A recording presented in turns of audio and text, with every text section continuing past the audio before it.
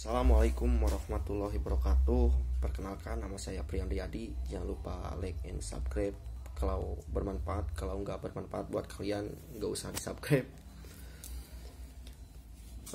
Di sini saya mau menjelaskan tentang filsafat dan sejarah filsafat. Filsafat pertama kali ditemukan oleh Socrates ya di Yunani. Di Yunani sendiri filsafat disebut dengan filosofia, kalau di Arab disebut dengan falsafah, dan di sini disebut dengan filsafat.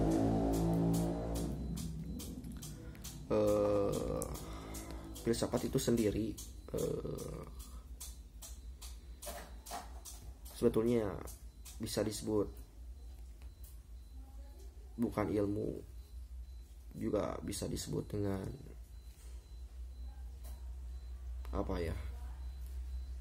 sebagai bentuk hasil pemikiran manusia. Dan sekarang kebanyakan filsafat itu digunakan hanya sebagai media atau sebagai alat ya. Makanya zaman sekarang banyak yang pintar sekali berbicara atau berdiskusi atau mendebat orang lain.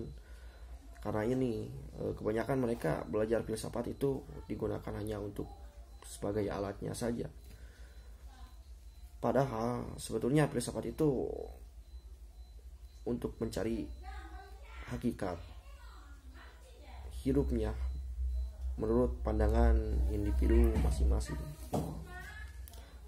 Filsafat juga ada beberapa aliran, ada filsafat materialisme, ada filsafat nihilisme, ada filsafat antropologi, ada filsafat positivisme dan lain sebagainya. Dan ada juga filsafat dari timur dan dari barat. Jadi pemikiran-pemikiran orang terdahulu itu sampai sekarang ya begitu berpengaruhnya luar biasa, terutama di hal politik atau hukum. Dan bedanya filsafat timur dan barat menurut saya begitu cukup kontradiktif, bertentangan luar biasa. Terutama filsafat barat dengan ciri khasnya, mereka itu betul-betul hampir 100% hanya menggunakan akal atau rasio, gak seperti filsafat timur dengan menggunakan hati sebagai media untuk mencari kebenaran. Jadi orang-orang terdahulu itu sebelum adanya ilmu pasti seperti zaman sekarang, ilmu modern ya seperti matematika, psikologi dan lain sebagainya, mereka itu terus-terusan berpikir ya untuk mencari ilmu pengetahuan tentang ketuhanan, ilmu pengetahuan tentang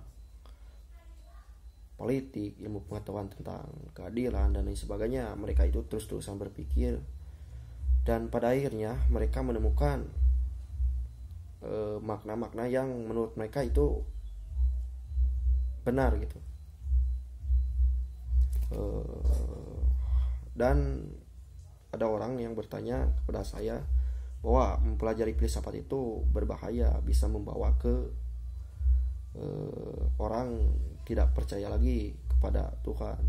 Sebetulnya itu juga menurut saya bisa jadi ya, karena ada filsafat barat seperti filsafat dari Eropa dan lain sebagainya. Mereka itu menulis tentang filsafat dan mereka pun tidak memiliki agama. Jadi mereka itu kebanyakan tidak punya sekali kepercayaan tentang agama. Lalu pada akhirnya mereka menulis tentang filsafat. Makanya filsafat barat itu cukup berbahaya juga, karena mereka itu menggunakan rasio. Sedangkan kan kalau kita mempelajari ketuhanan tidak dapat menggunakan rasio dan tidak dapat bisa dieksperimen secara ilmiah gitu. Beda lagi dengan filsafat timur. Filsafat timur mereka menggunakan media, menggunakan hati sebagai media. Makanya mereka itu cukup sekali bijaksana ya. Jadi nggak seperti filsafat barat.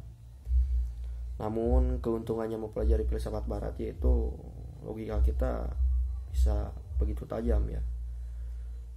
Kalau mempelajari filsafat timur, manfaatnya hidup kita akan lebih bermakna mungkin. Jadi lebih bijaksana. Dan contoh pertanyaan-pertanyaan filsafat yang sering didengar, apa maknanya hidup ini dan apa tujuannya hidup ini dan apa dan di mana Tuhan berada ya. Sebetulnya itu kalau kita memaksakan untuk menjawab pertanyaan itu, maka kita akan memaksakan logika kita, padahal logika itu terbatas. Logika manusia itu saya percaya terbatas. Dan sebetulnya kalau kita beragama hanya